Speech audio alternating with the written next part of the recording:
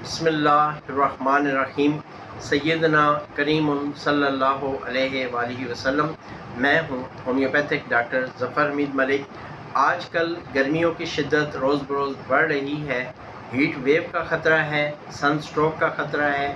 अगर आपका भी रोज़ाना बहुत ज़्यादा बाहर आना जाना रहता है और आप इन चीज़ों से बचना चाहते हैं, हीट वेव से बचना चाहते हैं, सन स्ट्रोक से बचना चाहते हैं, गर्मियों के साइड इफ़ेक्ट से बचना चाहते हैं, तो होम्योपैथिक तरीक़ा इलाज में बहुत ही मुजर्रब और कारआमद और इफ़ेक्टिव नुस्खा है।